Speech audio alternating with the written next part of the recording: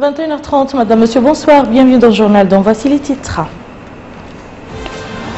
Le Premier ministre préside la 8e réunion du dialogue politique entre la Mauritanie et l'Union européenne.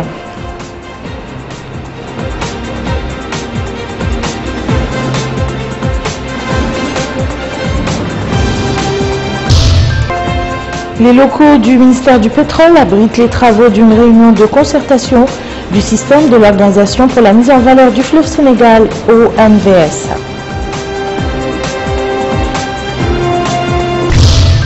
À l'approche de la fin de l'année scolaire, le ministère de l'Éducation nationale supervise les préparatifs pour l'organisation des examens.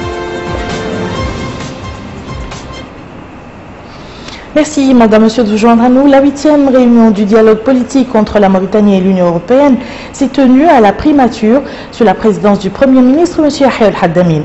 Cette rencontre se tient dans le cadre des accords de Cotonou qui prévoient des échanges périodiques pour promouvoir la coopération entre l'Union européenne et les pays de la région. Le Premier ministre a abordé avec les partenaires européens les sujets politiques et économiques, la coopération entre la Mauritanie et l'Union européenne en général, les accords de pêche et les droits de l'homme. Sur le plan politique et économique, les participants à la réunion ont passé en revue les questions de politique intérieure et extérieure. Les deux parties se sont félicitées du climat de stabilité politique et sécuritaire du pays et de l'approche de solidarité transfrontalière adoptée par la Mauritanie au niveau de la coopération bilatérale et dans les cadres multilatéraux de l'Union du Maghreb arabe, du 5+5 et du G5 Sahel. Elles se sont engagées à développer leur coordination dans ce domaine. Elles se sont aussi félicitées de la croissance économique qui règne dans le pays, des améliorations positives du cadre d'investissement et des programmes ambitieux inscrits dans la déclaration de politique générale du gouvernement visant la promotion de l'émergence d'une économie compétitive et génératrice de croissance partagée. Les diplomates européens ont exprimé leur volonté d'accompagner notre pays dans la consolidation et le renforcement de ses acquis en favorisant un partenariat gagnant-gagnant. D'autre part, la partie européenne a réitéré ses félicitations à notre pays pour le rôle éminemment positif qu'a joué son Excellence M. Mohamed El Abdelaziz, président de la République, pendant sa présidence de l'Union africaine en faveur de la paix, de la sécurité et de la stabilité en Afrique et dans le monde. Abordant le dossier des droits de l'homme, le Premier ministre a rappelé les avancées réalisées par notre pays dans ce domaine et a insisté particulièrement sur les aspects relatifs à la bonne gouvernance, à la consolidation de l'état de droit, à la préservation des libertés publiques, à l'éradication des séquelles de l'esclavage, à l'insertion et à la lutte contre la pauvreté. Les diplomates européens ont renouvelé leur volonté d'appuyer notre pays dans ce domaine. Et dans le domaine de la pêche maritime, les participants ont passé en revue la situation de ce secteur de l'économie nationale qui vient d'adopter une stratégie basée sur 3 principes, à savoir la préservation des ressources halieutiques, l'intégration de la pêche maritime dans l'économie nationale et l'instauration de la transparence dans ce secteur.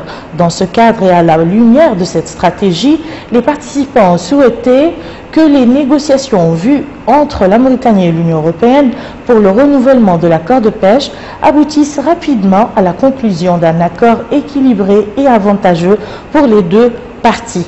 À la fin de la rencontre, les participants ont convenu de la nécessité de poursuivre le dialogue et les concertations dans le but de raffermir les relations entre la Mauritanie et l'Union européenne dans un esprit de partenariat fructueux. Clôture hier soir à Nouakchott de la Semaine de l'Europe Mauritanie, une semaine qui a été marquée par l'organisation de plusieurs activités, notamment dans le domaine du développement, de l'environnement et de la société civile. La dernière soirée de cette semaine a été consacrée à une réception faite à l'honneur des diplomates étrangers dans notre pays. Le point avec Mohamed Abdallah. Les célébrations marquant la Semaine de l'Europe ont été couronnées hier soir par un cocktail diplomatique organisé au siège de la délégation de l'Union européenne en Mauritanie. La cérémonie a connu la participation des délégations étrangères représentant le corps diplomatique accrédité dans notre pays, en plus de certaines personnalités nationales. Le gouvernement y a été représenté par la ministre des Affaires étrangères et de la coopération, entourée par ses conseillers. La délégation gouvernementale a tenu une réunion à Salchinguetti avec l'ambassadeur de l'Union européenne et ceux de la France, de l'Allemagne et de l'Espagne. Une occasion pour faire une brève exposition relative aux activités de la Semaine de l'Europe, tout en mettant l'accent sur les domaines de la coopération les plus dynamiques.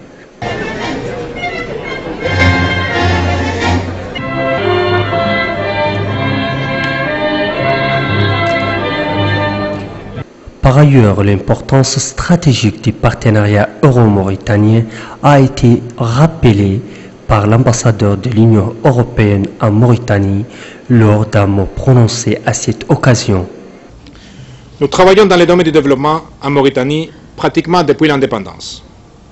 Les priorités sont définies avec les autorités mauritaniennes et nous travaillons sous leur direction et en coordination avec la société civile pour réduire la pauvreté et contribuer à la stabilité et la prospérité du pays à travers le développement durable. Les priorités fixées par les autorités mauritaniennes sont la sécurité alimentaire, l'agriculture durable, l'état des droits et la santé, pour un montant d'environ 80 milliards d'ouguiyas jusqu'en 2020, ce qui fait de nous le premier partenaire en termes de volume d'aide. La délégation officielle a visité auparavant certains stands installés par des entreprises privées. C'est une initiative visant à encourager le secteur privé qui joue un rôle majeur dans l'attraction et la mobilisation des investissements étrangers et nationaux en vue de dynamiser la machine économique du pays. Les travaux d'une réunion de concertation du système de l'organisation pour la mise en valeur du fleuve Sénégal au MVS ont débuté aujourd'hui à Nouakchott sous la présidence du ministre du Pétrole, de l'Énergie et des Mines, président en exercice du Conseil des ministres de l'organisation. Une réunion qui vise entre autres la consolidation de l'intégration sous-régionale dont l'OMVS constitue un levier essentiel. Melika Nakli. Dans un monde devenu un village planétaire, l'intégration régionale est une condition sine qua non de développement durable. À cet effet, l'organisation de la mise en valeur du fleuve Sénégal constitue pour nos pays un levier essentiel de cette intégration. Les travaux de la réunion de concertation du système de l'OMVS, présidée par le ministre du Pétrole, de l'Énergie et des Mines, M. Mohamed Salim El-Béchir, président en exercice du Conseil des ministres de l'organisation, ont pour principal objectif d'opérationnaliser les engagements pris lors de la conférence de Conakry. Au cours de cette conférence, un bilan extrêmement positif avait été brossé des 2 années de mandat du président de la République, M. Mohamed Ould Abdel Aziz. Le président du Conseil des ministres de l'OMVS a souligné l'engagement personnel du président dans cette œuvre et rappelé la nécessité pour l'OMVS d'atteindre les objectifs fixés par la conférence des chefs d'État et de gouvernement basée sur un esprit d'équipe et de solidarité. De la mission exaltante qui nous est confiée chacun au niveau de l'esprit d'équipe, avec pour principal objectif la sauvegarde que notre organisation a pu acquérir. Cela suppose donc que nous travaillons dans une totale sérénité, en travaillant en équipe avec vous. Je souhaiterais insister particulièrement sur l'harmonisation nécessaire de nos interventions vis-à-vis de nos partenaires externes, sur l'harmonisation de nos positions en tant qu'organisation. Il est évident que chaque structure a son propre plan d'action, a ses organes compétents, mais je pense que l'organisation dans son ensemble gagnerait à rapprocher ses plans d'action et à voir dans quelle mesure une vue globale des besoins de chaque avec une vision globale pour l'organisation.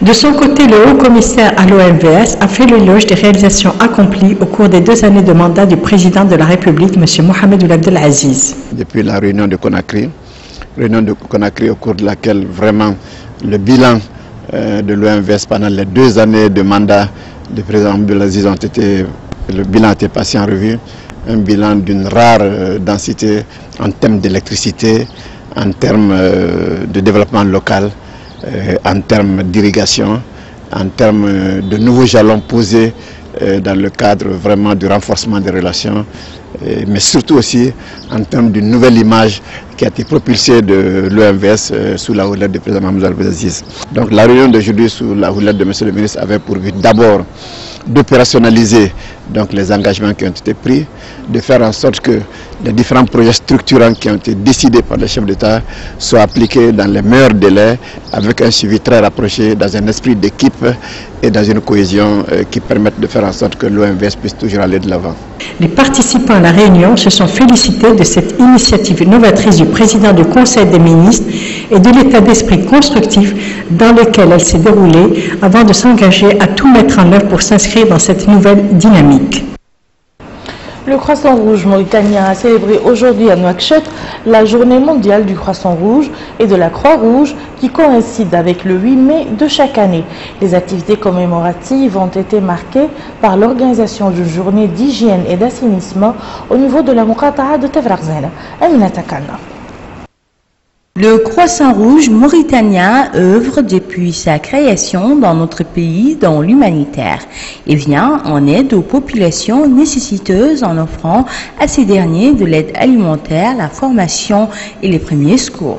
La journée mondiale du Croissant Rouge et de la Croix-Rouge, qui coïncide chaque année avec le 8 mai, a été fortement célébrée dans notre pays.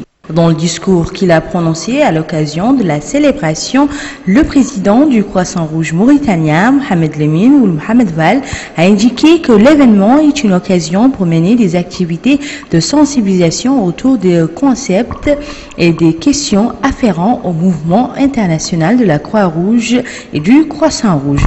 Avant d'ajouter que c'est le lieu de faire le bilan des actions réalisées au cours de l'année écoulée par le Croissant Rouge mauritanien au profit des groupes les plus vulnérables de la population, avant de préciser que ces activités ont concerné la santé de la mère et de l'enfant, la nutrition, l'aide alimentaire, la distribution d'intrants non alimentaires au profit des familles victimes d'inondations et d'incendies. Mohamed Lemine ou Mohamed Val a enfin rendu un vibrant hommage au CICR, au Croissant Rouge qatari et à la Croix-Rouge française pour l'appui constant qui ne cesse d'apporter au Croissant Rouge mauritanien afin qu'il puisse atteindre les objectifs de sa noble mission humanitaire. Loin de la célébration officielle, une journée d'hygiène et d'assainissement a été organisée au niveau de la Muqata'a de Tafraghzena, ayant mobilisé 150 jeunes volontaires. À l'approche de la fin de l'année scolaire, le ministère de l'Éducation nationale, par le biais de la direction des examens, se prépare activement en vue d'organiser les examens nationaux dans les meilleures conditions. Abdelrahman Hamadan nous en dit plus. Avec l'approche de la fin de l'année scolaire 2014-2015, les élèves se préparent pour des compositions finales et intensifient la révision de leur programme scolaire. La direction des examens et concours, qui est la structure chargée du contrôle dans ce domaine, a pris toutes les mesures pour garantir la réussite de cette opération. En effet, le directeur général de cette direction, M. Yadari Oulmeguet, a précisé que tous les papiers d'examen sont arrivés à leur destination et que tous les équipements sont prêts pour passer toutes les compositions à leur date prévue. Au vu de l'importance des concours dans les secteurs fondamentaux et secondaires, la direction est tenue à mettre en place quelques mesures, notamment celles en coordination avec l'Agence du registre des populations et des titres sécurisés, afin de garantir la transparence dans ce concours. Les élèves rencontrés par El Mauritanie ont affirmé que les cours se déroulent dans des conditions tout à fait normales et que la préparation pour les compositions arrive à des étapes avancées. Pour clôturer ce journal, coup d'envoi hier soir au Palais des Congrès des activités de la deuxième saison du colloque de la fraternité organisé par l'association Main dans la main. Ce colloque qui est organisé chaque année va durer 4 jours. Il vise la consolidation des liens sociaux entre toutes les composantes du pays. Bokar Bailabar. Ce deuxième colloque de fraternité a été rehaussé par la participation de plusieurs associations de la société civile, des éléments, des penseurs, des sociologues et d'éminents professeurs et chercheurs. La thématique de ce deuxième colloque pour une société de justice est on ne peut plus claire. 2 années déjà nous séparent de notre dernier colloque de la fraternité, tenu sous la devise « Pour que vous vous entreconnaissiez ». Ici même, avec vous, nous avions entamé une série d'activités culturelles placées sous le sceau des merveilleux enseignements coraniques appelant à l'entreconnaissance et érigeant la piété comme unique étalon de mérite social. Ô hommes, nous vous avons créé d'un mâle et d'une femelle pour que vous vous entreconnaissiez, les plus proches d'entre vous auprès d'Allah et les plus pieux. Les participants à cette rencontre exploreront les fondements de la justice et les degrés de sa réalisation. D'autres personnalités de la société civile se sont également succédées à la tribune pour souligner la nécessité de frayer un chemin d'accès à la justice et à l'équité, excluant toutes les formes de survivance de l'esclavage. Ils se sont accordés à dire que des efforts citoyens immenses doivent être fournis pour garantir l'unité nationale fondée sur la justice, seule garante du maintien de la prospérité des sociétés et des nations. Et voilà qui me fait à ce journal. Je vous en rappelle les principales informations.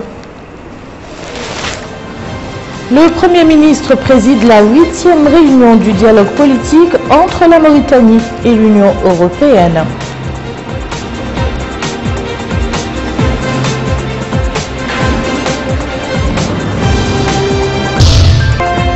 Les locaux du ministère du Pétrole abritent les travaux d'une réunion de concertation du système de l'Organisation pour la mise en valeur du fleuve Sénégal, OMVS. Et à l'approche de la fin de l'année scolaire, le ministère de l'Éducation nationale supervise les préparatifs pour l'organisation des examens. Merci Madame, Monsieur de nous avoir suivis. Passez un excellent week-end.